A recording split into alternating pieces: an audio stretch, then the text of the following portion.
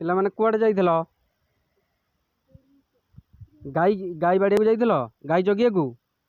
School ଯାଇନ? School ଗଲନି, ଗାଈ ଆଣିବାକୁ ଯାଇଥିଲ? ଖାଇଛ? କ'ଣ ଖାଇଛ? ଭାତ ଖାଇଛ? ହଁ। ବାଡ଼ି ଦେଖାଏ। ବାଡ଼ି କ'ଣ କରୁଥିଲ? ଗାଈ ଜଗିବାକୁ ଯାଇଥିଲ? ଆଉ ହାତରେ ସେଇଟା କ'ଣ? ବାଟୁଳି ଖଡ଼ା? ହାଁ? ହାତରେ କ'ଣ ସେଇଟା?